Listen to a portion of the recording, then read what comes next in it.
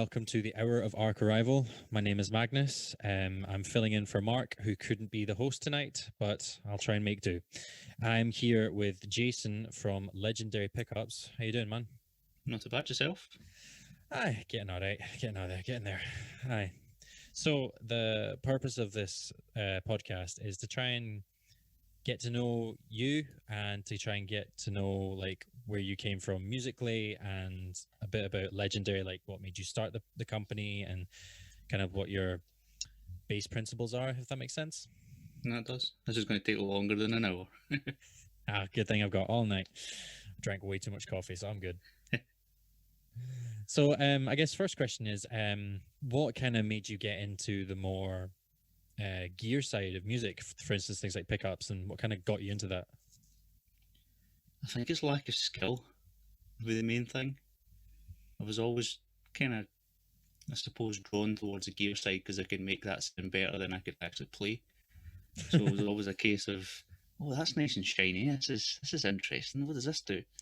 And then it was a case of just trying different stuff. And I think it was because, do you know, like when you first start listening to music, you've always got like bands that you look up to and you see, oh, that's an interesting amp, or that guitar is really cool, or just kind of like the whole production thing that you see, especially like watching like Metallica live and you see the Snake Pit and you think, surely there's something going on that's making them sound really good.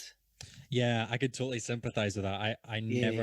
I always watched bands like Pantera or Metallica, and you're like, the fuck are they using? And just like you think they've got something super secretive and super like specialized to them, and then you like find out and you're like, damn, that's not even specialized at all. It's me, I suck. Why? Exactly.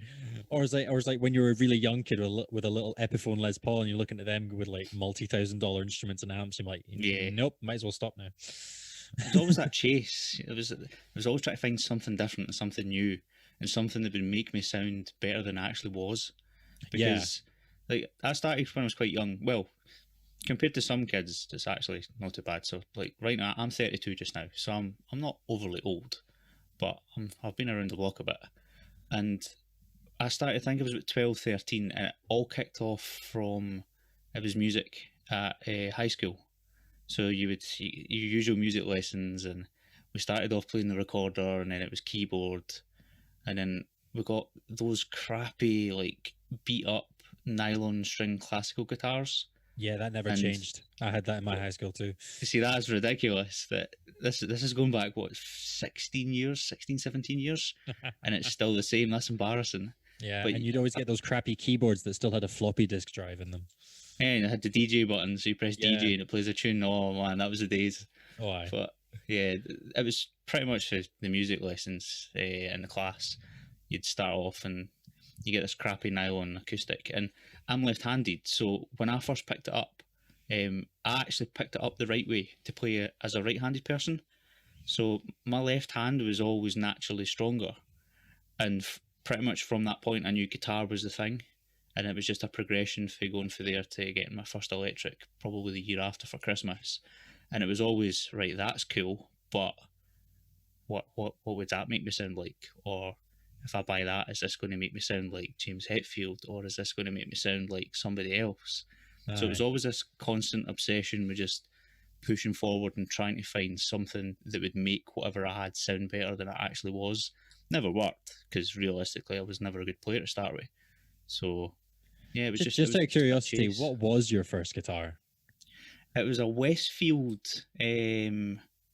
Well, no, technically no. So I actually had it. It was my dad's. It was a flamenco guitar, and I actually still have it. It's like 65 years old, and it's one of the sweetest sounding guitars you'll ever hear in your life. It's broken at the moment for the bridge, but it was a flamenco guitar, so it was still nylon strung. But then, obviously, listening to different styles of music, you realise, oh, electric's the way to go. And it was a Westfield Strat that I moved on. It was a typical 3 single coil pickup guitar, and blue with a standard like white scratch plate. Just your usual kind of cheap entry level guitar. And I want to say that it was terrible, but I think that's just my memory of me being terrible. Yeah, So I totally sympathize. I think my first Strat shaped guitar was a Stag Stratocaster. they were actually pretty good. See, if you were to go back and play one of them just now, you would actually realise, oh wait a minute, this actually got a lot harsher treatment than it gave it, Oh, because the I Westfield definitely. was the same.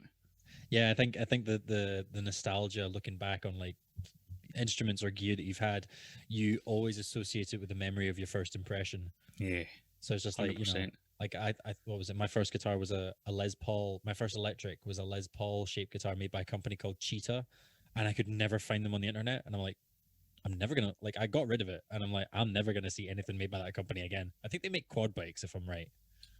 Well, that makes sense. Cheetah fast, I suppose. That Aye. it's understandable. Never heard of that before. I know it's so weird. I think my first profile picture on Facebook is me with this stupid guitar, and I look tiny against the fucking thing.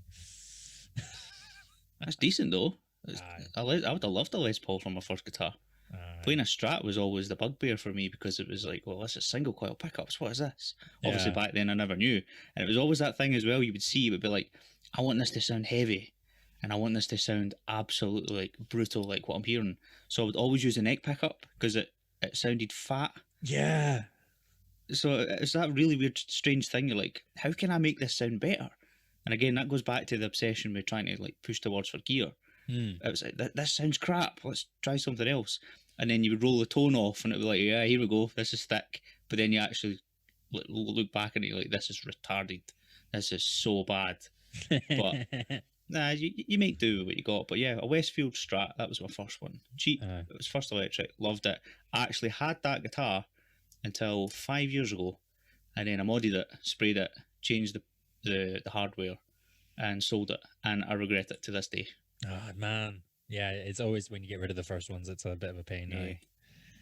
Ah well. But anyway, how did you? What kind of made you go like learn how to manipulate like the technical side of things? So like pickups, like what actually got you to go that extra mile and be like, right, I need to learn how to solder them, what wire does what, and the whole like what the components do. Because even as a player myself, and I know roughly that pickups have magnets and they've got copper wire or whatever, I still don't know how they work. So how did you start figuring out how they worked? And did you like have to go on a did you learn it through like an education system, or did you just use the internet? Or Funny story. So this is an interesting one. It was actually purely by chance. So for my whole journey from starting guitar, from the point I got my first proper electric guitar, it was an Ibanez GRG 70DX or something like it was, and I only bought that guitar to make myself look like Jerry Horton for Papa Roach, because I always wanted that Schecter, but I could never find it. And I was in Glasgow one day, and it just so happened that I got this guitar. It had twin humbuckers, had a single as well, but we'll ignore that. I had the twin humbuckers, it looked black, it looked cool, but I noticed that his guitar had little white writing on the pickups. Yeah. And I was like, what is this? Mine doesn't sound like that. This is strange. And it said Seymour Duncan. So I was like, oh, what does that mean? Because you're still new, you don't have a clue. Yeah. So I then, from pretty much from like the age of 15 to 16, I got obsessed with pickups, because I was always trying to make the guitars sound better than they were, again, with that obsession to make it sound more than it actually was. Yeah. And through the years, I've tried almost every single brand that I can think of, cheap brands to more expensive brands, and I always try to look at the spec sheets, and I looked at everything to see, well, why is this one different to that one? What does this mean? What's DC resistance? What does the magnet mean? And it was just over time building up a picture as to what each individual pickup sounded like. And it was almost like I had built a mental memory as to like, all right, a ceramic magnet does this because this pickup sounds like that pickup sounds like this. So it was kind of like learned experience. And then it was pretty much from researching online to see, okay, how do you wind a pickup? Watching a video to see, okay, this is a bobbin, this is the wire that goes around it. And it was just hours and hours spent, countless bits of research, just looking at different things, looking at people taking them apart, just pretty much the ins and outs of everything that was there. That's ballsy. I would never have the guts to take a pickup apart, because I'd be like, crap, now I can't put it back together. Well, this is the joys of being obsessed with pickups. See, when you've got like 50 of them lying in your drawer, you just pick the cheapest one and destroy it. And it was just dismantling it. Cheap ones, cheap stock Ibanez pickups. as we know, I know that you're no fan of the Ibanez pickups that come stock, I used to but like them. I really used to like them. I think, oh God, what was it like? If you're going as far as pickups, I never got obsessed with them until I actually started properly recording, like through DIs or interfaces into, or even through amplifiers or the DI outs, where you could really analyze what your picking was doing. Like you could totally mm, microanalyze every aspect of your playing. And then I realized that the pickups had a really big difference to that, but I think it was the Ibanez S370. I had one of those. I really fucking regret getting rid of it. But I took away the Ibanez bridge because it was shot and put on a Jackson bridge, but it was too big. So it would act like a Fender trim. You could only put it down, it would never go up because it just all sat on right. top of the body. And it just resonated so much. And the pickups that were in it, I think I lied and said they were DiMarzio Air Nortons or something because they sounded that good, but they were just the stock Ibanez ones. And I no, it's just like pickups are just like the the one forgotten element, I think, in that everyone skips by. That they're so transparent. They totally reflect how you play, and like the materials of the guitar, strings, and the condition of how even the neck is bolted on or anything. It's so weird, and I never gave it any thought until a couple of years ago. It's not just that. Just when you're saying that it's the most overlooked part, it's also the most like focused on area as well. People put so much time and so much focus into pickups that they think it's going to be the be all and end all, but Yeah. they actually, just like you were saying, it's the whole product is the thing that makes it sound. Literally, from it's the old cliche, they say tones in the fingers. Well, yeah, it is, but you've also got the other elements that finalise that tone.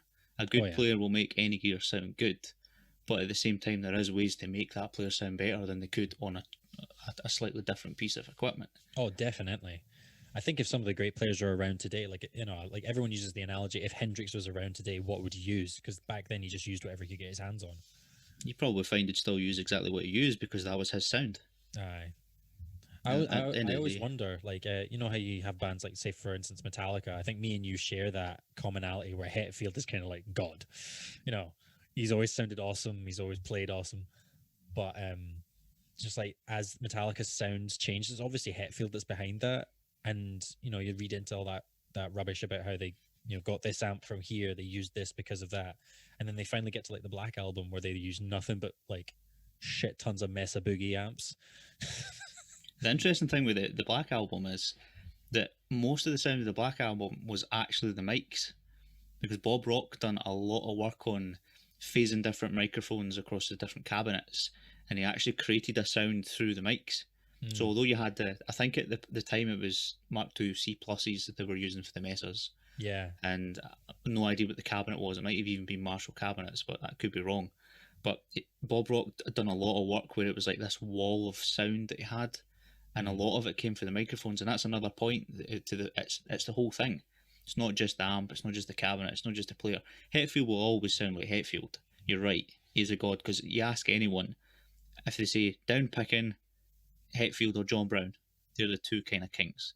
yeah. But Hetfield's been doing it for like 50 years.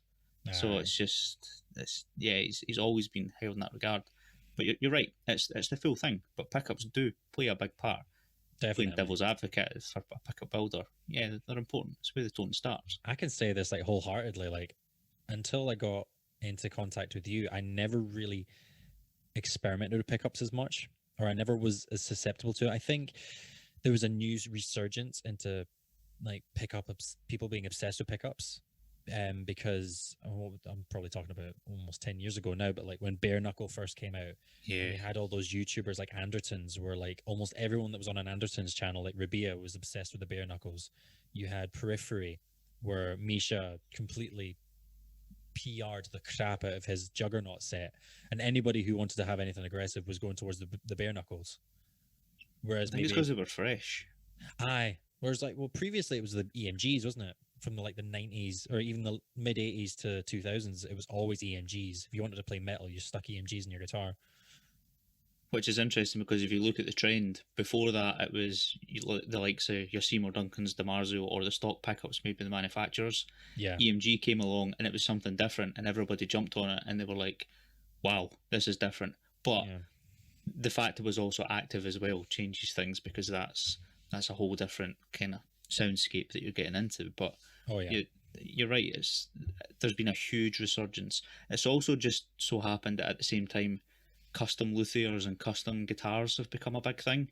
Oh Because it yeah. used to be, if you seen someone with a custom guitar, you're like, what is that? Now you see someone with like a Scarvason or um, something like a Mayo custom shop, so the mayonnaise stuff. Yeah. You're like, all right, that's cool. I know them. They make good guitars. But Aye. then you see these 600 other builders coming up, and you're like, wow, that's amazing. That's amazing. Aye, That's amazing. was it Hoofschmid and OG Hoofschmid, yeah. Guitars? Yeah, those like they're independent one guy builders who like make Yeah. guitars for tons of people. It's fantastic. But sorry, I have this really bad habit of getting off track somehow. But back to like All relevant. hi, it is all relevant. Oh, 100%. But in terms of like yourself and your brand, how did you like? Did you just have like an epiphany one day? Like, did you just make one set of pickups that stood out, and you're like, right, I could totally market this, or did you like just get fed up of not finding what you were looking for, so you decided to make it yourself? It was actually to do with the journey of me moving up because I was so obsessed with gear. I always got so bogged down in so many different options. So I was like, I'm buying all these pickups, and for me as a customer to buy a brand, I don't know what I'm buying. There's so many different models, and like you say, my bare knuckle coming on the scene. Amazing pickups, but that's even more selection. So you've got these 3,000 different models. So one day I was modding a pickup and I was putting a cover on it, and I thought, you know, rather than me trying to change models and change things, I wonder if I could make a go of this. So I got this idea where I was like, if there was a way for me to create a product that someone could say, I know how that's going to sound before you even try it, would there be a way that I could market that? So this is where the legendary thing come, but that wasn't actually its first kind of like form. The whole idea behind the legendary brand is you have a model that's represented by a legend, a myth, a tale, a deity, a god, and the characteristics and stories of that god was to define the sound. All So right, yeah. if I could have something that would be like, I can make it simple for somebody like myself who's trying to go through the market and find a pickup to be able to identify with that just through the marketing side and know, okay, that sounds exactly like I want. That was what I wanted to do. I was like, it wasn't even so much about creating specific sounds. It was more the journey for someone to be able to find the sound they want. Oh yeah. Because at the end of the day, that's what everybody wants. Like me, I was wanting to make myself sound better than I was. And if you know you can get to that end result, that was the whole point of the brand. And it was just one day I decided, look, I wonder if I can do this, and I wonder if I can make this work. But it wasn't the first iteration. It went through a couple of different changes, and it actually originally wasn't even Legends it was based on. It was based on something else. Do you want to go into that a wee bit about how you like evolved kind of Yeah. permutations of a company? So the brand originally, it was actually called, it was never launched, but the whole kind of thing that I had built up and getting ready to move it, it was originally called Liquidity Pickups, and no one could say it, but that didn't bother me because the brand wasn't really an issue. But everything was based around liquid, and it was the three states of liquid. So it was ice, so solid, water, obviously liquid, and then it was steam, gas. Oh yeah. So the three states was basically it was called cryo, hydro, and vapor, and that was the output level of the pickup that you were choosing. All right. So you would pick a model. So I don't even remember the names that I had, but it would be some element of something, and you could choose three different variants of that to make it easy for you. So you could have a high output one, so the vapor version. You could have a mid range one, which would be the hydro version, and you would have a vintage or low output one, which would be the cryo. All right. But I soon realised that after I made like 4 pickups, having 3 different versions of every single pickup was an absolute nightmare. Oh god, yeah. If you bring out 10 models, you've instantly got 30 different pickups that you need to make. So I was just like, no, that's too confusing and that's too much work.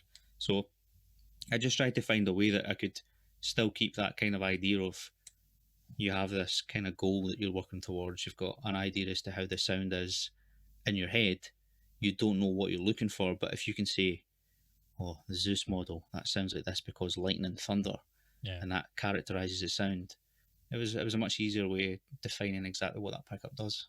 So is it kind of like the picture or like the graphic representation of the sonic landscape that the pickup would make? Is that kind of what you Yeah, mean? picture's just an avatar. It's more the story and the history.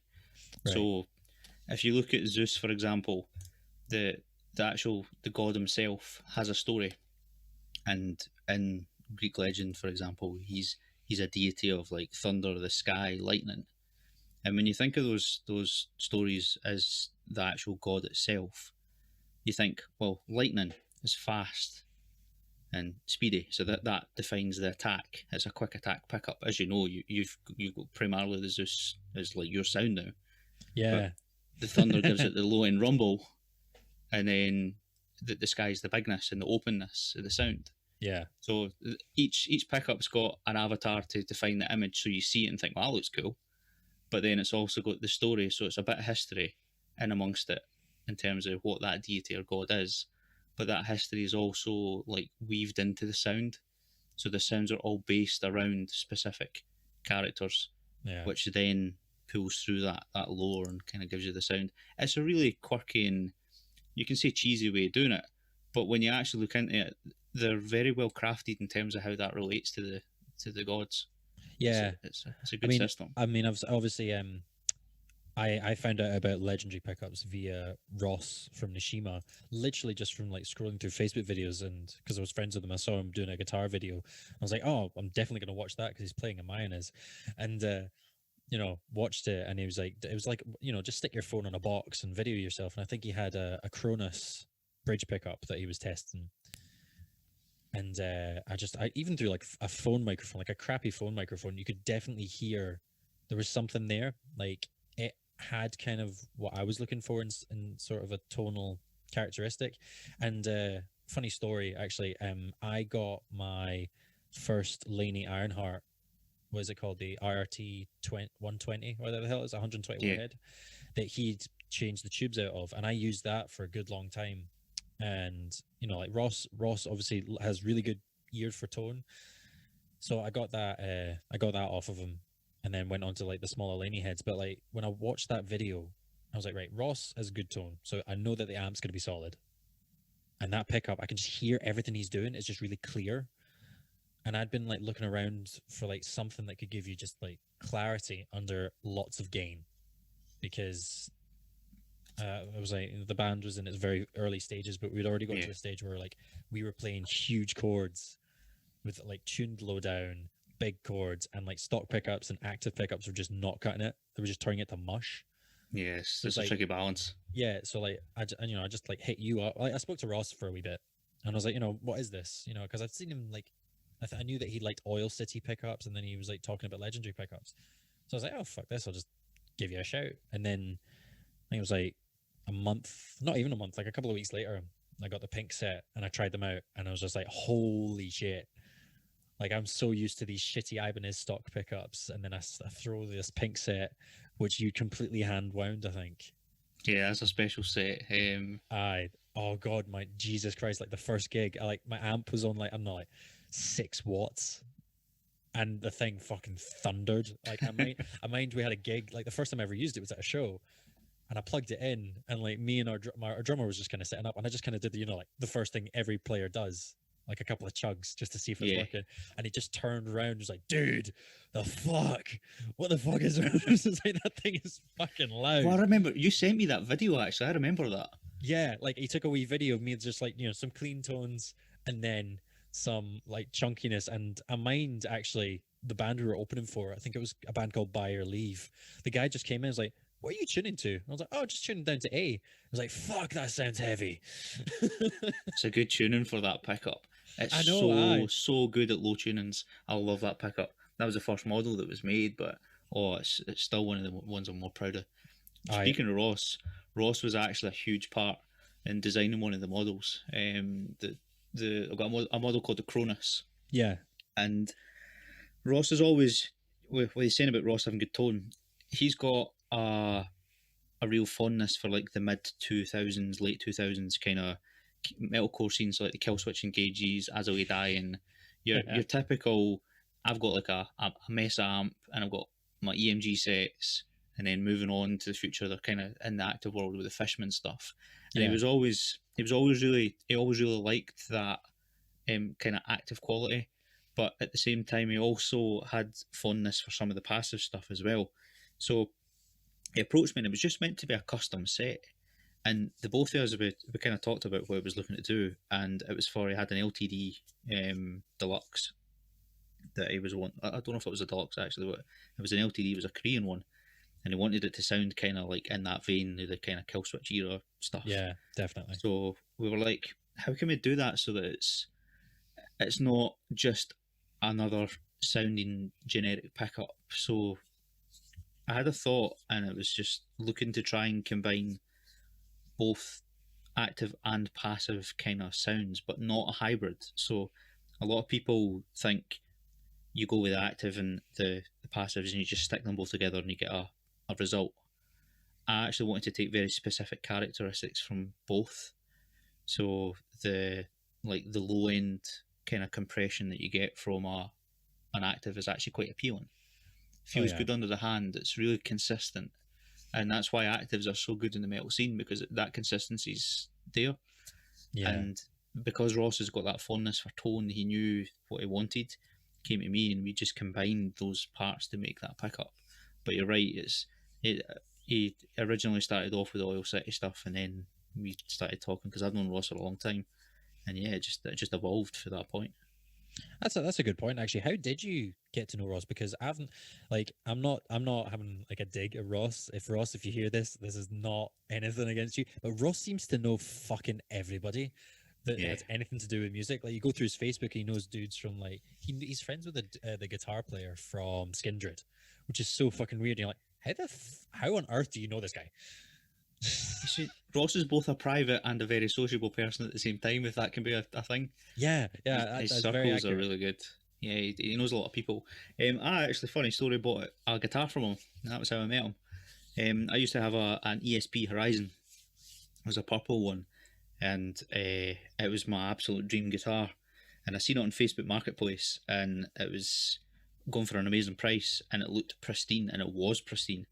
And I messaged the guy, and I was like, "Look, but go and talk to me about this guitar a bit more. Is it? Have you always had this? Is it great?" And he just said, "Yeah, it's been modded. It's got a couple of EMGs in it. It was an EMG 5766 set. That's exactly what I was looking for at the time, because I was just wanting to try and move away from the active sound and bring more of that passive edge in, just for my taste at the time." Yeah. And bought the guitar. He came over, and he done a funny story. And if you ever ask him about what he done the day that it was there, and I'll quote the exact word he said, "Until that money clears in my bank, I'm going to be your friend. As in, I am not leaving your house until I've got my money."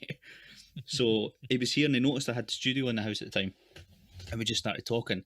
And actually, uh, weirdly enough, the day before, I was looking at videos on YouTube just for other guitars, and I watched a Mayonnaise Duvel video, and I hadn't clicked until he left a couple of days later, because I rewatched it. I went, I have literally just met you, because I had just watched his video. Yeah. And at the exact same time, he also had just watched, he was watching Hello Kitty guitars for some random reason, and I've got two, and I'd done a metal video, and he watched that just before he came to mine as well. So it was like this weird kind of like stars aligning thing. Yeah. So I bought the guitar, and from there, he always asked, "If you're ever going to sell this guitar, please sell it to me first, or give me the option at first." And because of that, we always kept in touch, because he kept checking in. Yeah. And it just developed for there into being probably one of my closer friends. He's one of the few friends that, outside of people that I've known for most of my life, that was at my wedding. So that's pretty much that's like a about seal as of close approval as you for can me. get, isn't it? Yeah, that's a seal of approval for me for how much me and Ross get on. That's actually that's pretty damn awesome. It's just like it's so weird, because like that's how I ended up knowing him as well, because I saw the Ironheart on Facebook, and I can't even remember what I think. Like it's like what you were saying earlier. Like everyone goes through that journey where you chase your ideal sound, Yeah, and like everyone's like, nah, you're just gonna sound like everyone else. You're like you'll get to your goal and you'll just sound like somebody else. But everyone has their own ideal sound in their head, and I think I was playing through like PV Valve Kings, with like I don't know, an overdrive and a noise gate in front of it, Mm. trying to get that. Let's just say, I know the word gent gets thrown around a lot, but I was kind of aiming for that genty sound, but Yeah. I was not wanting to do what everyone did, which was like whatever the guitar is, and then going into an overdrive into a 6505 or 5150, which essentially is the same amp, but um, it's just like you want to try and find your own way. And I saw the Ironheart, and I played one before, and I was like, I need to message this guy. And yeah, I just never stopped talking to him, I guess, because and then ended up talking to you through him, and he's come to like a couple of our shows as well. He's just a really sound guy, but he's really He's one of the quiet. most likable people I know. Yeah, and his hair is insane. You ever notice that Ross looks like an anime character when he spikes his hair up? Yeah, don't talk to him about hair because we've had this conversation before a few times. Oh, He's got like the perfect beard line. It's thick. It just works. Whereas I've got like half receding hairline. And it's just like, thanks, man. You just show me up just standing there. That's much appreciated. it's not just that. It's just like he's got everything going for him. He's like 7 foot tall. He's got perfect hair. He's got all his teeth, and he's got a mayonnaise. I'm like, dude, if I could steal your identity, I would. But no, it's yeah. So it's kind of like Ross. Obviously, Ross was very involved in the making of one of your early models. Then the Yeah, Cronus, because the Cronus. I know that Liam from Nishima bought a couple of sets off you and put them in like his Jacksons and stuff like that. Yeah, the Cronus is kind of, it really fits the Nishima sound because Ross is one of the big driving parts because he's the main guitarist. Yeah. Studio side, I know Liam does some guitar work as well, and I've also done a guest session with him as well for one of their later EPs, doing some solo work. Yeah. So it's primarily Ross though that he's the driving force. So when Ross finds his sound, obviously that's going to impact the sound of the band. Oh yeah. So yeah, it's such a sensitive subject, isn't it? It's like when you're the only guitar player and you change your guitar sound, you're like, damn, I'm gonna have to get everyone else's seal of approval here. It's just the whole band's like image changes just with that one change. But fortunately, he was still kind of batting close to home with the fact that he already knew what he liked, and he still kind of had that kind of option there. But yeah, Liam as well. I've helped with some stuff with Liam, and Liam's helped me with things back and forward. And because it's so kind of suiting the Nesh style, and Liam does a lot of guitar work for Nesh as well. The Shima side of it having the Cronus that really worked. Liam was really happy to be able to take them as well, and that was just purely by chance, just through the fact that Ross helped design them. That's amazing. Like, how many models of pickups do you have right now in your lineup for the legendary brand? So in terms of ones that are actually in production just now, there are fully out there. There's 6. One of them is a limited edition. So if we go by the order they were created, so in terms of when they were designed, the first one was the Zeus. So the Zeus is exactly the one that you're familiar with. Oh yeah. That's the whole purpose of the Zeus is clarity under gain. It's designed as a high gain pickup. It's all about string clarity, string separation, tightness, and an overall large sound, but it's never overbearing. So, and I know that's up to you for your sound, which is great to hear because I know you've got how many now? 6 sets, 5 sets? Jesus Christ! Now you put me on the spot. I've got the pink set, the silver covered set, the black covered set, the white set, and the singular gold bridge. So that's 4 in a single. 4.5. But I think me and you are working on completing that gold set and getting that guitar, because that guitar is like my project guitar. I'm totally taking apart and putting back together, and the bridge pickup is like the bread and butter. So I'm excited to see that because the gold set looks stellar. I really That's like the weird thing, pickup. actually. My tech, I asked him, I forgot to tell him not to take off the pickup ring, so he left the pickup ring on, and it's got like this red body, a black pickup ring, and this gold pickup, and it actually looks really sick. It looks kind of like that old style Gibson style kind of vibe. The Les Paul style. Yeah, but it's not that really annoying creamy white pickup ring that just looks hideous. So it actually works for some obscure reason. Because I know you were thinking about direct mounting it, but try it actually in a pickup ring because it does change the sound. Yeah, you might find it's something different. Yeah, I'm looking forward to doing that. I'm just waiting on getting. It had a wee bit of a wiring issue, so I'm waiting on that getting fixed, and then I'm gonna properly put it through its paces. But yeah, I'm excited to see the difference because I'm also getting my newest set, the white set with little gold hex, please. It looks so good. I can't wait to get that back. I really enjoyed making that set. That was a good set. That. I'm so torn between covered and uncovered. Like I use covers because my sweat is just that destructive towards gear. Like, and my whenever I use stock pickups, I would just dig away at the plastic. Like my picking was just that aggressive that it would just gouge out the plastic of the pickup. You'd like finish a show, and be like, oh shit. Well, it's adding some love to the guitar. So, you're looking at it like, well, if I ever want to sell this, I'm gonna have to say very well used. If you ever want to sell it, you can buy another set of pickups from me. Yeah. Oh, 100%, man. You know I will. But yeah, yeah, so you've got the Zeus, yeah? so Zeus was the first one. Cronus was the one we were talking about with Ross. That was designed to be a kind of hybrid between the actives and the passives, but only for specific characters. So that's really designed to give you that kind of super easy to play, really nice feeling under the hand, but also give you loads of like touch sensitivity. I hate using the buzzwords, but that's the best way to describe it. It's still a very dynamic pickup because it's not compressed. It's only just the low end and some of the lower mids, so it's really even and smooth. But you still get plenty of bite if you dig in. So it's like kind of that active sound without like needing a battery, basically, but still getting kind of so it's juiciness. Yeah, you get if you really don't want to play the kind of heavier stuff and you want to back it off and clean up a bit, and especially the clean sounds, the cleans don't sound active. It gives you that kind of balance between if you really go for it, you can get some really tight aggression because of that extra like smaller amount of compression in the low end, but you still retain all your voice in the high end because it's open and dynamic. So it's a good blend between the two, which is why it's not really a hybrid. It's more of a just taking the best of both that I see anyway, and that Ross seen, to kind of bring a slightly unique pickup to the market. But again, fully passive. Oh, that's fantastic. And then after Cronus came, it would have been, for the full production anyway, it would have been the Siren. And the Siren is just, it's over the top harmonic richness, kind of like crazy 80s sounding. So all the really hot rodded 80s guitars that were like in your face, screaming solos, like kind of stuff like Rat and even like the Van Halen stuff, like hair metal, like proper hair metal stuff. Anybody who played a Kramer Pacer with that one bridge. Exactly, yeah, that's exactly it. And it squeals and the feedback is through the roof. It's just that kind of sound. Yeah. Perfect for your old kind of like JCM 800 sounds. Yeah, the Siren was, that was just trying to capture a bit of time in the 80s, but still modern. It doesn't sound out of place these days. It just has a different vibe.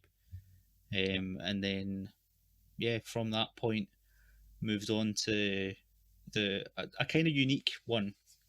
And it's not really a model. It's more of a like Pain tribute. It's a lot of people ask me how to pronounce it, so hopefully for those that listen to the podcast, they'll at least be able to hear this. The model's called the progenitor, and it's a progenitor is defined as what came before or like an ancestor. So it was my way of kind of paying tribute to like the classic pickups. So each individual model isn't specifically voiced to sound like the progenitor. It's voiced to sound like that specific pickup. So the humbucker is designed to sound like the old PAF pickups for the late 50s, like the old Gibson original ones. Oh, yeah. The single coil line will sound like the 60s Strat pickups. The P90 will sound like the original P90 pickup. Obviously, it'll have my voice and my take on that because they've got their own place in history, and they're sweet for what they are. But this is just my take on making a pickup that kind of pays tribute to that, but also given my kind of character and like sound characteristic moving forward as well.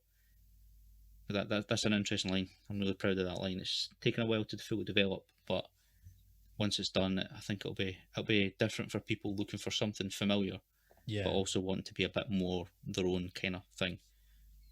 That's a good point actually you make there, that you're not making models that are exclusive to like say one genre. So like you said earlier with the Zeus, like that very much works for like the style of music that Arch Rival play, like that kind of like modern, aggressive, down-tuned kind of not genty, but like very tight and percussive, aggressive music. And then obviously you got your other models like the Siren, like you said, is the more 80s and stuff. So obviously you make pickups that'll go for different tastes. Yeah. So yeah, so like if because I saw you made a couple of single coils for some customers. Yeah, those were custom, just vintage sounds. They were just looking for, basically, they had a good guitar. They were looking to try and make it sound a bit more them by adding a bit of extra life, just rather than being stuck with the sound of the were. They were just trying to find something different. Again, it's just like me. It's that constantly chasing for something to make you sound better, or more akin to what you're looking for than you actually are, which Yeah. is fine. Keeps me So how would keeps you me go going. about that actually? So say somebody got in touch with you and said, "Look, I have this PRS Silver Sky, but I don't like the pickups that are in it. I want it to sound more like," and they reference somebody. How would you go about that? Would you study what the PRS pickups do, or like the artist does, and try and not copy or take inspiration? But do you have like a recipe book somewhere where you're like, right, this sound equals these parts and this many winds, or yeah, how do you go Kind about of, that? yeah. You kind of work backwards. You actually kind of you start off as to where the people want to be, rather than trying to figure out what they have, because most most times people know where they want to be, but they don't know how to get there. So that goes for the whole of life. Never mind just pickups. They've got to go, and they kind of know what they want to sound with. So if someone has, so say you came to me and you said, right, Jason, I need a favor. I am absolutely going mental. I need this sound. This is the sound for me. You just start with that sound and you figure out, okay, this person has XYZ currently. So you've got your Ibanez, it's got your pickups in it at the moment. What do they sound like currently? And are they even close to what they want? Because if they are, you can kind of work backwards from that point to get to where they want to be. Yeah, So you know, right, they've got this sound and they want to sound like Zach Wild. Then you jump straight from what they're at to where they want to be and move back the way to figure out, right, what does he use? What kind of equipment have they got? You then, I'll research whatever guitar they're using and I'll say, okay, right, they've got that and they've got this specific pickup in it, but they're also playing through this amp. So maybe going just purely for the pickup isn't actually the right way to go. Maybe I need to voice the pickup to sound like that kind of tone, but through the amp that the person has. So mm. it's a lot of just like it's almost like having a jigsaw, taking it to bits and then building it again, but with a different image on it. All right, that's a really good analogy actually to use. That makes a lot of sense. You kind of know where you need to be. You know what you had originally, but the picture's going to look different at the end of it. But the pieces will slot together.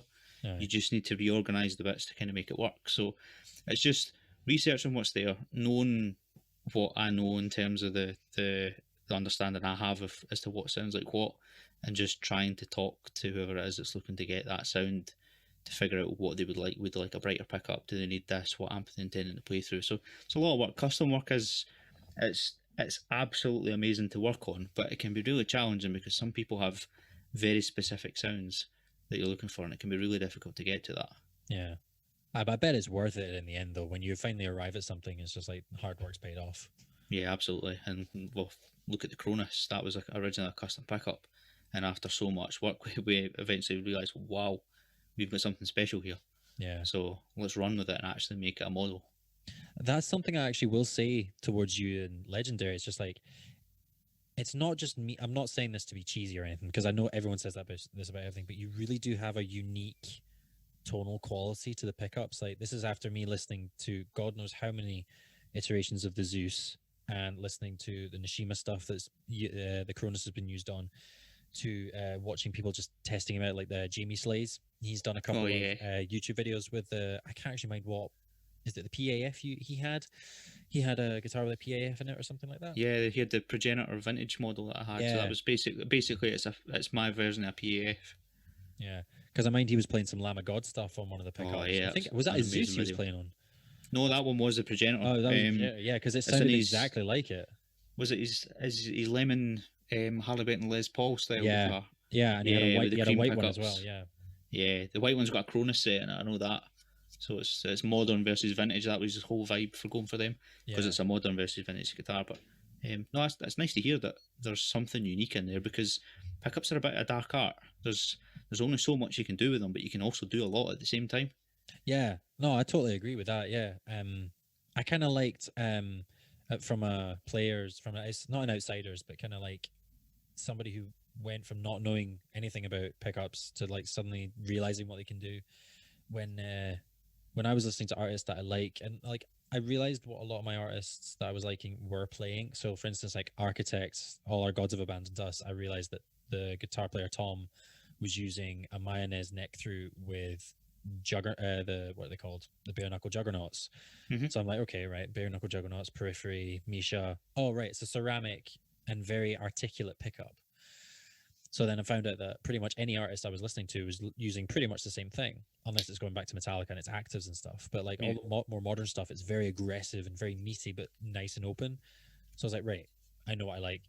I know what I like to hear, but I had no idea how I can get from where I am to that.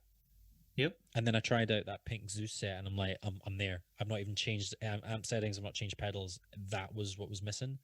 It's like that tiny little, like two little things that are no bigger than your fist Yeah.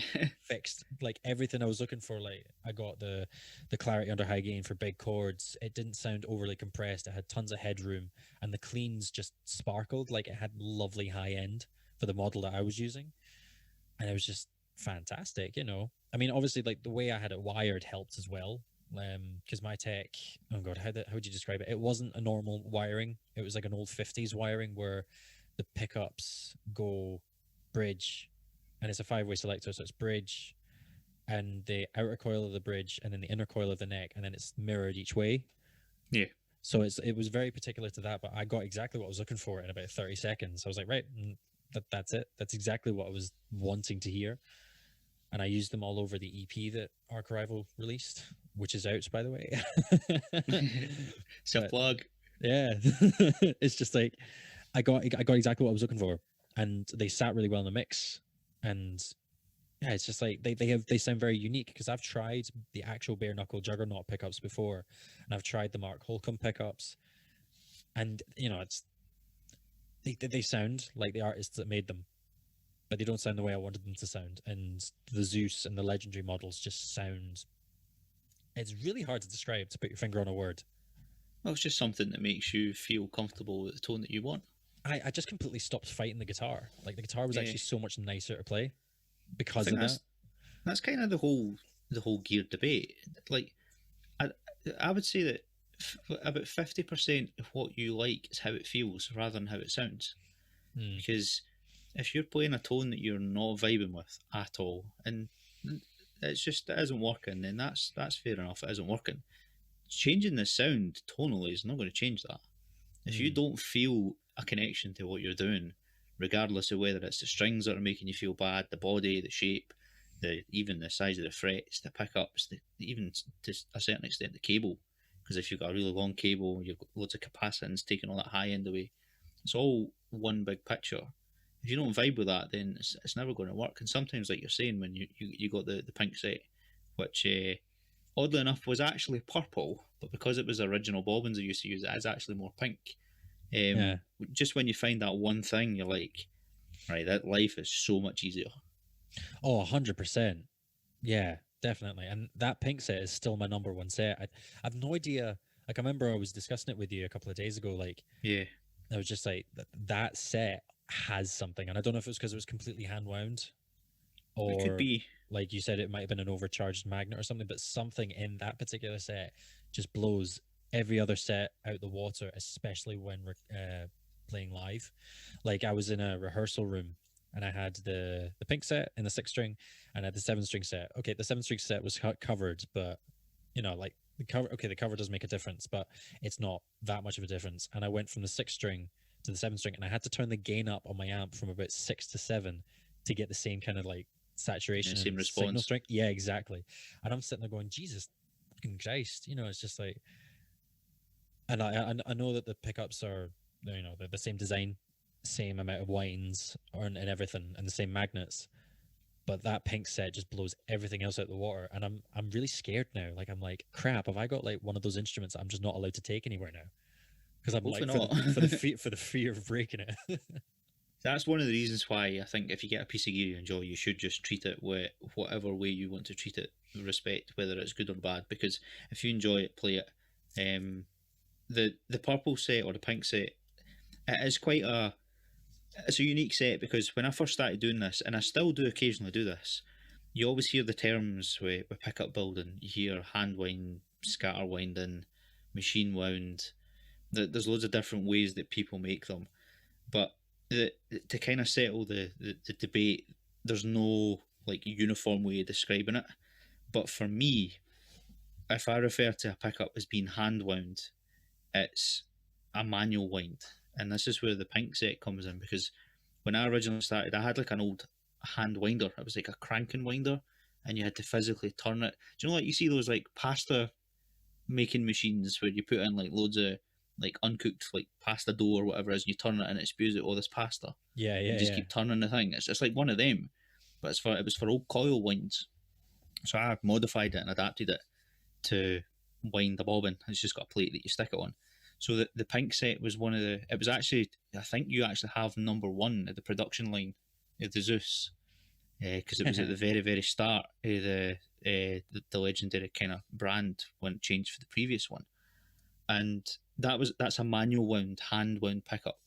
So it's literally I sat there and spun this bobbin round with this winder manually with my hand to the spec of the Zeus, and it's one of only three plus the prototype pickups that are actually out there, and you've actually got two of them because the 7-string set you've got as well. Yeah, That was also one of the original handwind ones. yeah. There's a weird secret behind that guitar as well, isn't there? Because it's actually, is it? I don't know if I'm right, but it's a zebra striped pickup, isn't it? Yeah, it was originally an uncovered set, Yeah. and I had it lying about, and I was going to keep it. I was going to keep the handwind ones to myself, and because it was one of the first production design ones at the 7-string for the Zeus as well, I was like, I'm keeping this. This is mine. But then I realised I don't actually change 7-string pickups very often, because as much as I'm a huge advocate for passive pickups in the legendary brand, I really like EMG 707s in a 7-string. I have a real passion for that sound for sevens, and it all comes down to Nevermore. But for the Euro one, yeah, it was a zebra set, and I was like, I might as well sell this. And you just so happened at the time wanted a 7-string set, but you wanted a covered one. So Yeah. I was like, you know what? Let's stick a cover on this, and we'll put it out there. It saves me making a brand new one. It's already a good pickup. It was going to be mine, Yeah. and then yeah, it's now yours. So yeah, you've got two of the handwound ones. Good thing I'm never actually like, as you know, when you get like instruments and you're like, hey, I'll probably sell this later. Like for some reason, though, I've got 3 or 4 guitars that are just never going anywhere. Yeah. Like either I've just beaten them up that bad that nobody will want them, or I've just put that much blood, sweat, and tears into the things that it's just like, I put too much time into this. Nobody's getting this. But yeah, it's the pink set and that covered set. They definitely, like, those are the 2 guitars that are on the EP actually. Most of that EP 7-string, and the 7-string just, it comes through so nicely. I mean, obviously the wood recipe is different for 6 and 7 strings. Yeah. But it also translates well, if that makes sense. So obviously, like the wood recipes, you can hear tonal differences, but you still get that clarity that you're getting from that particular model. But you've also worked with other people aside from myself and oh my god, I'm terrible with names. Jamie Slays, sorry. Yeah. You've also sent a couple of sets and worked with is it Timothy James from Hacktivist? Yeah, ex-Hacktivist. We were in the process of designing a signature set for him. That conversation all came about through Liam Finishima.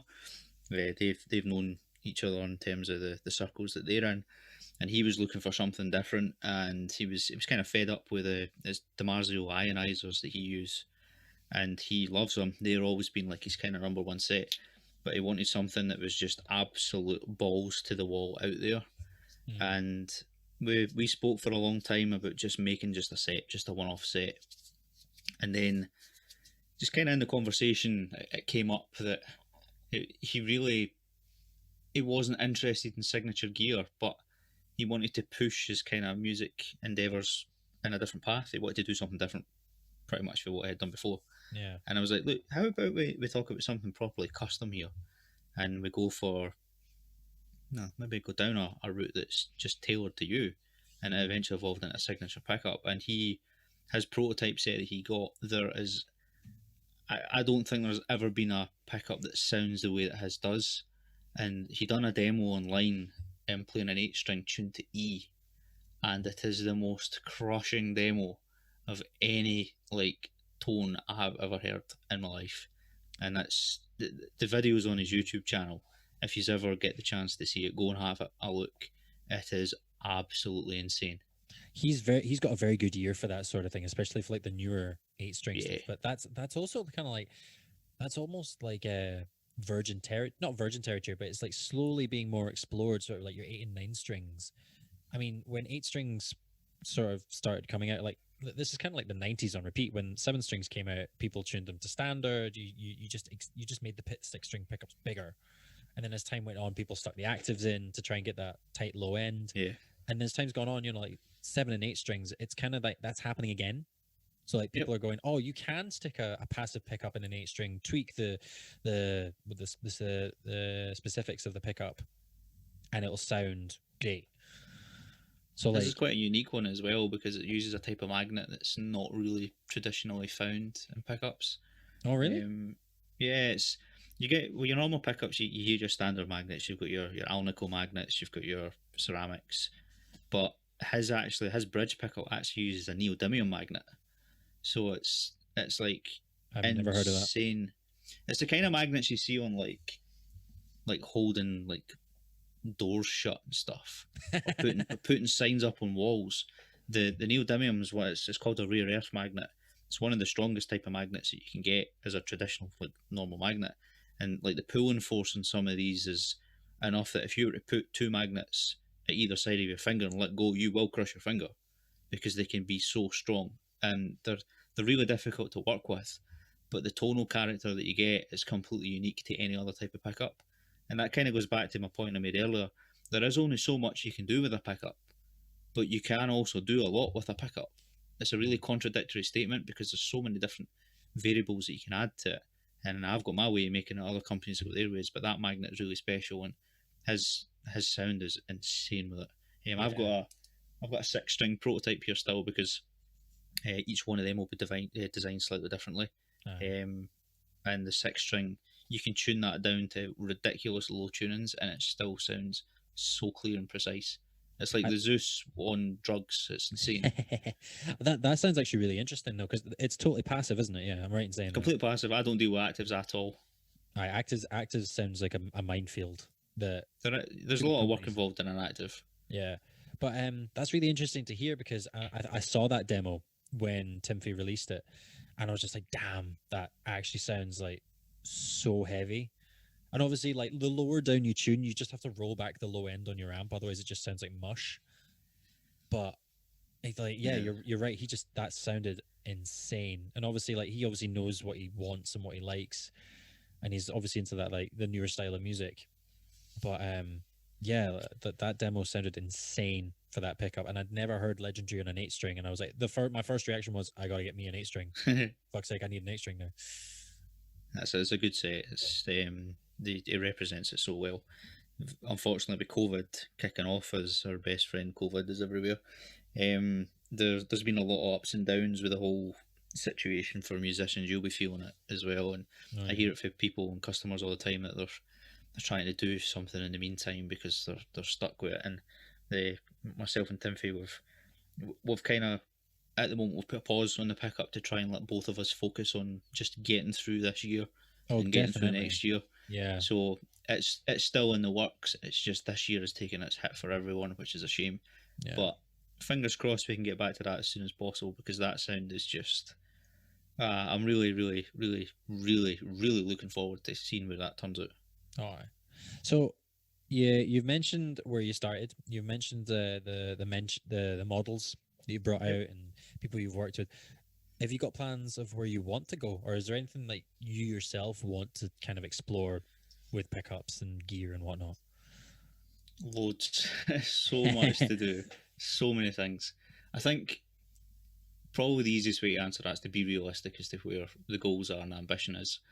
And at the moment, it's short term because, again, COVID's changing the whole world. Everything's changing. The way we do business, the way bands are performing, who needs what, where you can buy stuff, even just going outside, it's difficult. So things have changed this year as to where I would like to go, and I'm just trying to take it in shorter chunks. So short term, what I would like to do is get a whole catalogue of pickups that are available into not so much retail, but to start retailing them. So properly have a lineup of pickups pre-made, have stock in supply. Because at the moment, the Legendary brand, everything's made to order.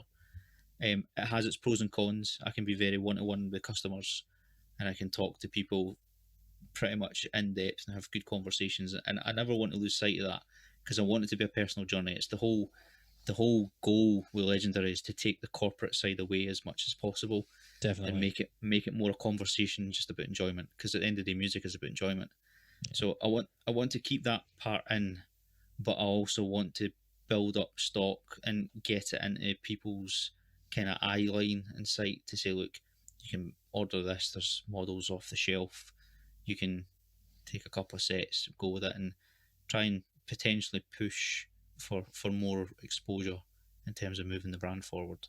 That's the only goal at the moment I want to look at. It's also very comforting, especially from my perspective, because you were the first pickup manufacturer I'd ever messaged about upgrading pickups. Before that, I'd never upgraded them, and it Mm-hmm. was very comforting that it was just, like, it was the one guy. It wasn't, oh, I'll get back to you in 3 days, like one of those Yeah, automated messages, like, oh yeah, we'll get back to you in 5 working days or something. It's kind of like you messaged me back and you're like, yeah, hey man. And it was very much an informal conversation. It was very friendly and laid back, and it's so great that you're running it like that, and it's not all just kind of like automated, like, oh, here's another order, I make it, and you never actually speak to the person. It's yeah. very nice that there's a local business. I should also mention that you're local to where I stay within It's like the so central belt. local. I So it's just like, it's so great to know that somebody that local is making something so great. So of course I'm gonna like spread the word and whatnot. I appreciate Um, that. actually, on that note, this is not sponsored, by the way, when I say this. Um, the music shop that's in Stirling in the Upper Craigs, Joni's Music Shop, is currently, I think, from the last time I spoke to him, is hopefully looking forward to get obtaining a couple of pickups from you to display in display cases. The last time I heard. Yeah, we've Uh, had a few chats about that before. Again, COVID, he had just opened up, and oh then yeah, unfortunately had to immediately close pretty much like 2 or 3 weeks after it had just opened. that We was had discussed. tragic. It was really bad actually because I had went in the week before the everything kind of kicked off, and it was you had kind of made the introduction between the two of us. And I went in and spoke to Jim and was just kind of talking about stuff. I took some demos in. I took a load of, I took a guitar in with one of the. It was actually the Cronus model in it, and we had a quick chat, and then we just kind of developed what we were looking to do. And yeah, that was always the goal to try and get that in. So that's part of the whole where I want to take the brand is get it into like the retail space, but not so much just like in millions of shops because again, it just becomes almost a faceless brand. Going back to your point, because it's like you go in a shop, you see this model, all right, cool, I'll buy that. I'd rather still have some sort of back and forth between people because you learn things from both sides. I can Mm, I can give explanations to somebody to better their knowledge, and just through conversations, I can learn what people are interested in, and it helps both ways. yeah. So yeah, it will change over time. Hopefully, I would like to have more people on board to kind of make that easier, but I don't want to ever lose track. I don't want it to be a huge operation. No, I can totally understand where that's coming from. I mean, you yourself, you mentioned earlier that you get nowadays it's very popular to have independent luthiers everywhere. Like for Yeah, instance, OD guitars. I don't even know where they come from. Is it somewhere in either Eastern Europe or in Asia or something like that? Um, but it's like it's one guy, and he makes all these super nice guitars. I think the guitar player from Ginger plays those guitars, that's cool. and they're so nice. And I'm in a couple of groups with a guy who the guy from OD Guitars, and it's insane. You just see his workshop, and it just looks like he's hired out an industrial unit, and he's making these incredible instruments. So like, I can see what you're saying with you want to be like the face of your own brand and not be so like corporate, and it makes total Yeah, sense because it just makes it that much more like you can see, like, right, I've got this piece of equipment, I can exactly see who made it. And if I have an issue, I can go to this one guy and be like, look, I'm having this weird issue. Is this me or is it you, sort of thing? And you don't really get that nowadays with businesses, especially with like products that are consumables. So it's really nice to see that, you know, you're behind that ethic. yeah, and hopefully we can keep that moving forward. Oh, If definitely. it would be Always, nice if always more have the this people. band support. Yeah, it'd be good if there was more people because A one man operation is a lot of work, especially when, as much as I enjoy it, it does take up time. It is the conversation part. So when you're trying to design new models, you're trying to make models, you're trying to have conversations, then do a bit of marketing, do some research, have conversations with potential, like the luthiers, for example, then doing the admin side, shipping the items out, posting them, packaging them, testing them. It's a lot of work for a one man operation. Hmm. And at the moment, with it being small scale, that works. But if there's any kind of looking to take this to a larger scale, which is fine, I would love to do that. More bodies would definitely be good, and it would give more kind of experience and knowledge within the brand, because you've got more people looking at it. Because as it stands just now, because it's a very one to one kind of conversation, the only people that really have feedback is me designing it and the person that buys it. Whereas Yeah. if you've got other people helping, not so much design but helping make, there's other people bringing other kind of aspects to the whole product, and it slowly develops into a bigger kind of not so much family unit, but like a solid unit where you've got these eyes on to kind of keep consistency. Because I can probably imagine it'd be very easy to run away in the arrogance side to think, oh, one person's doing it all, I'm the best, I can do this. Whereas if you've got other people, it keeps you grounded, and that's where the conversations help, because you're speaking to people who have had exposure to live music. You've had people who are buying their first guitar, so Hmm. you've got all this kind of variety in there. So it's good for that, and that's where I want to try and keep the personal side, because as soon as the corporate side comes in, it just becomes about figures, and I've got no interest in that. It's I can't stand it when you talk to somebody about literally anything, especially in music. It's very common that people's egos just go through the roof, and they I don't know if it's on purpose, but you get those people who think they know completely so much better than you do, and they're like, "Oh no, this is what you want," or something silly like that. So Yeah, your point is so valid, and it's so rare. So like, yeah, keeping you grounded and humble. Yeah, I totally agree with that. Um, yeah. So I wanted to actually ask you about not quite something pickup related, more specific to you. But you hmm said you earlier that like Ross was integral in the developing of the Cronus, that you had your own studio. Aside from pickups, where where else does your kind of your musical aspects and aspirations go? well, guitarist foremost. I'm a guitarist. It's another point that's helpful for the brand. I I've played guitar, like I say, since about 12, 13 year old. I've been in previous bands, not a lot. When I was at high school, I was in a band.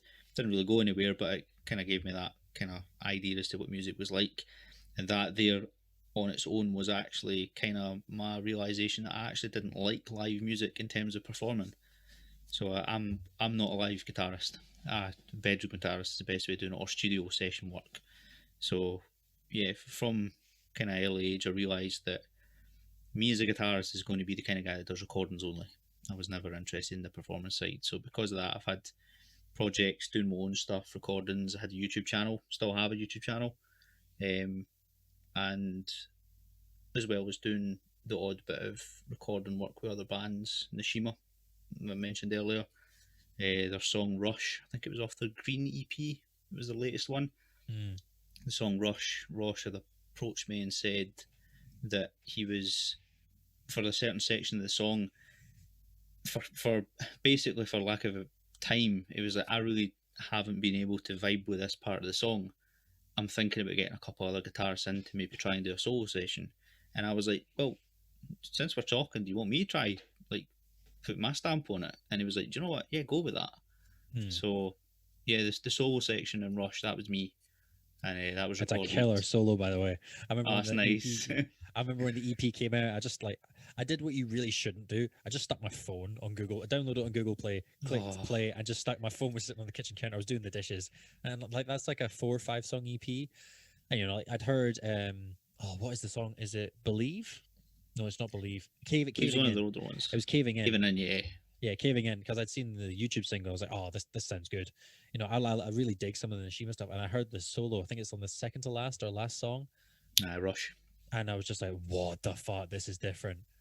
Like, I know that they're branded as new metal, but like, holy shit! And then I honestly thought Ross had done that solo for so long. I thought it was Ross, And I'm like, I'm going through this guy's Facebook. I never see this guy soloing. Where the hell did that come from? And then you come and tell me he was doing it. I was like, that bastard, he deceived me. Sneaky, sneaky. Yeah. Credit to Ross. He has never taken credit for the solo. He's as honest as it gets with that. It Oh, just no. doesn't tell. It's not him. Yeah, he doesn't take credit for it, but he just fails to mention, oh, this is somebody else, Yeah. by the way. It's not mine, but I'm not telling you it's not mine either. Exactly. It's still Nah, it's like that EP came out really good, and the solo really does that song a lot of justice. Me and Liam worked on some mixing work as well. Like, you know, we bounce ideas off each other for certain projects, and anytime Liam's been involved in some of the EP work, when he's either looking for a fresh set of ears or is looking for kind of a bit of guidance for that, he'll often approach me and say, look, what do you think of this part? What can I do to make this specific sound work? Yeah. Because I've got studio background as well, because I'd worked in some studios kind of late 2000s, and I've got my own studio for when I was doing the YouTube stuff as well. And we just bounce ideas off each other, give some mixing tips. I say, look, this is what I hear, this is maybe a route, try this. And I also done I think it was it orange? Yeah, purple or orange. No, it was orange. Oh no, it was purple as well. Purple and orange. I done the mastering work for both those EPs. So Liam presented me with the mix, and I done the final masters on both of those. And the just the guest session on Green.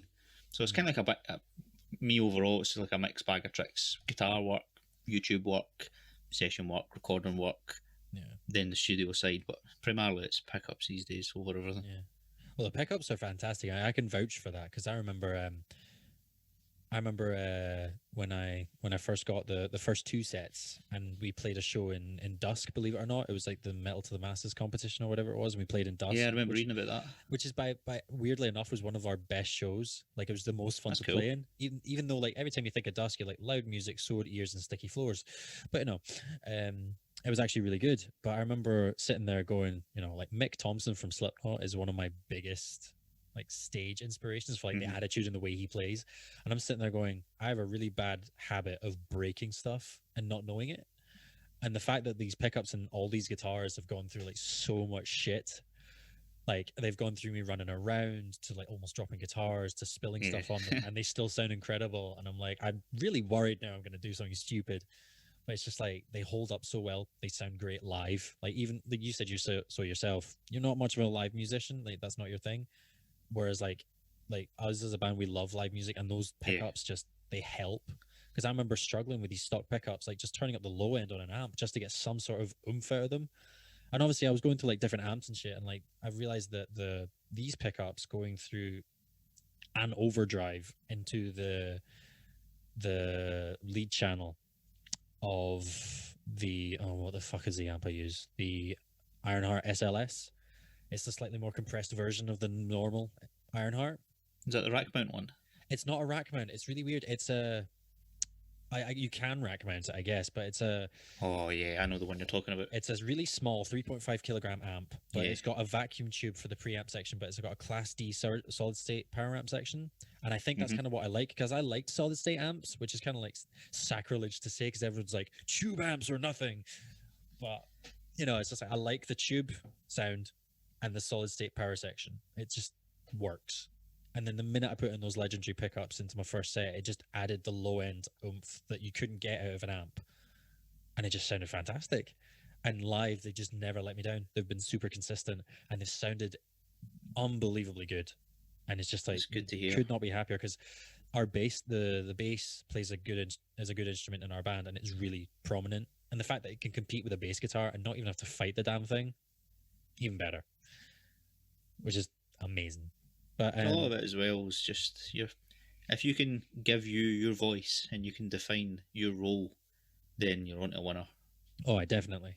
I mean, it's actually quite strange, but the way you were saying that you're involved with Nishima earlier, would it be fair to say that you're unknowingly becoming sort of an integral part of a scene, if you can use that sort of phrasing? I suppose so. If you really look into it, maybe. Because I would definitely say that, because like you've influenced Nishima probably more than you give yourself credit for. you've definitely influenced Arc Arrival in the way of like you've helped me with some production stuff, you've helped me with the pickups, and just like giving me pointers here and there where they're really significant. And I know that obviously people like Timothy, like if Timothy goes ahead with his signature model, that's another artist or bands that you've helped influence, and it's That's all true. with like the more modern side of aggressive music. Possibly, yeah. If you look at it like that, yeah, I've kind of got finger in every pie, as it were. You'll be the Yeah, new Ross maybe. Robinson of like Scottish and Britain to UK metal. I'm just that ninja that just skulks in the background, but just manipulates everything. Like the master of puppets, literally just like, you're right, we're moving this into this place. I'm actually technically, I'm like taking over the UK. I'm just not telling anyone that. COVID was my doing, it's fake, all that nonsense. Okay. Oh god, see, like on that subject, it's just like at the moment that this is being recorded, what is it, the Tuesday, Yeah.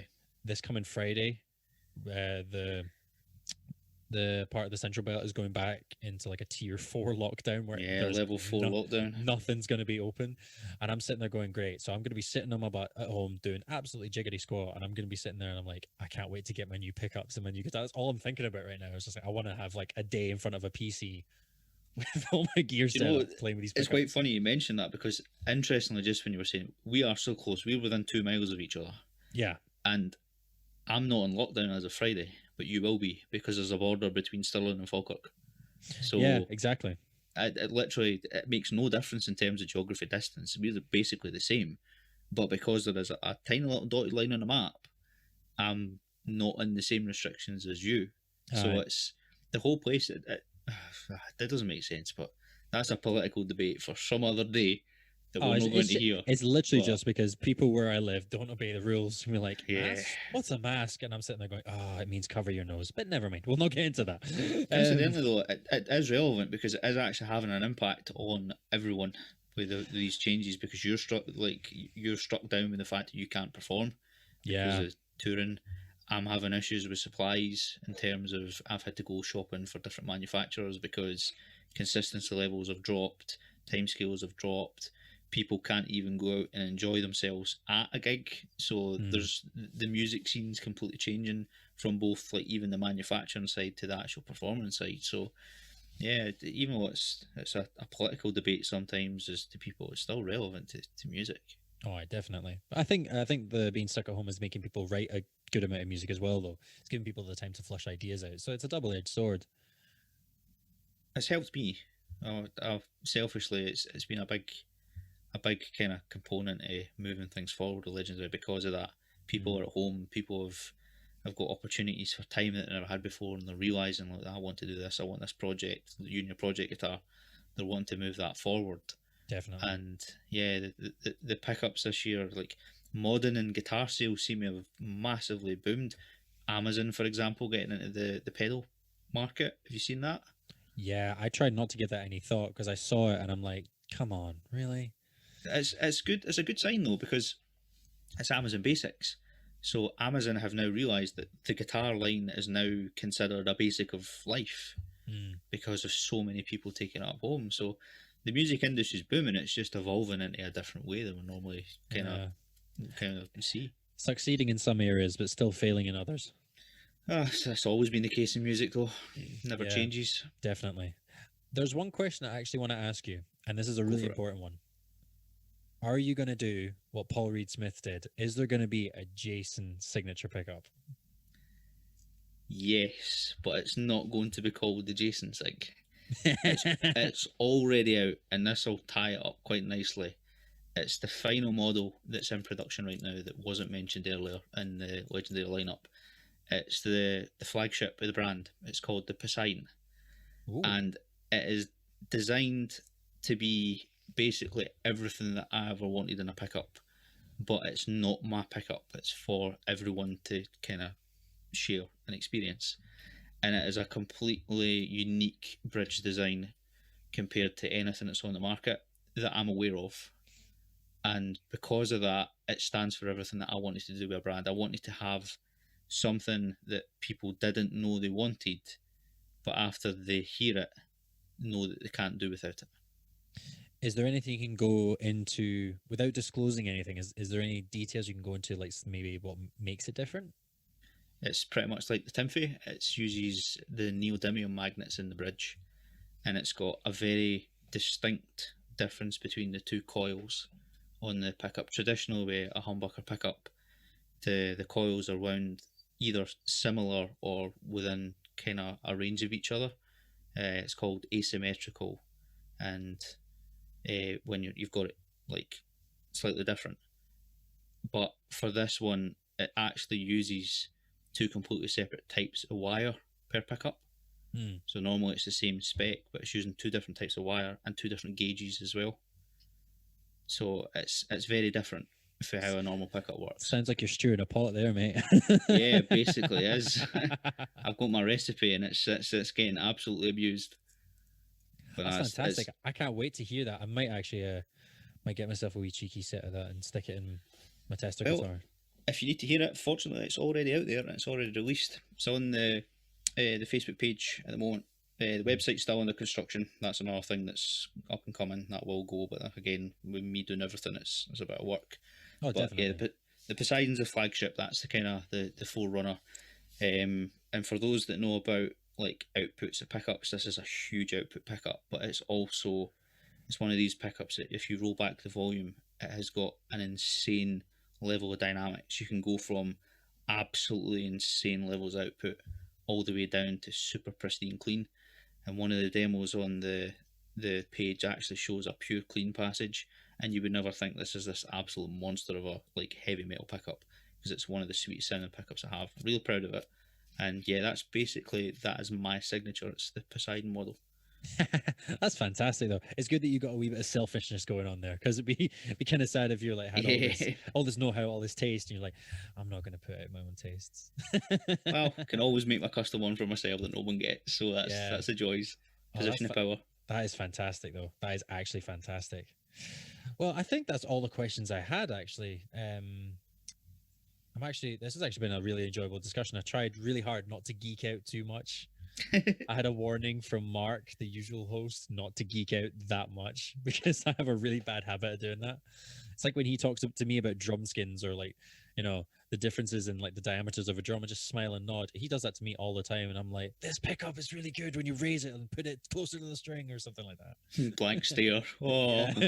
Oh man, people hate it. It's just like you really have to keep the geek contained a lot of the time, which is kind of one of the reasons I enjoy talking to you so much, because it's just like there's somebody out there who geeks almost as much as I do. You've got to unleash the inner geek at some point. Oh, it needs to come out. If it's what you enjoy, it's what you enjoy. Definitely. Well, anyway, man, that has been fantastic to actually get a good chat in with you. It's actually been really informative as well. So if anyone is wanting to maybe explore what kind of tone they want, or is not getting what they want out of the pickups that they have, definitely give Jason a shout. Even if you just have a wee snoop on his Facebook page, or just get in contact with him to see what he's about, I encourage you to do it, because it is one of the best things I've ever done in my musical career, and I have not regretted it one bit. So that's not me trying to sell it. That's me just being honest. Honesty is the best policy. Definitely. Well, anyway, that has been fantastic to talk to you, Jason, and I honestly hope Legendary like reaches new heights, because it deserves it, like 100%. We can dream. We'll get there at one point. Oh, definitely. Don't stop. Definitely don't stop, because if you do, I'm gonna have to buy guitars and then just like sit there, rip the pickups out, and just stare at an empty body. Well, please don't, because you're keeping me alive. All right. Okay. Well, that was really good chatting with you. This has been the Hour of Arch Arrival with Magnus and Jason from Legendary. We'll see you next time.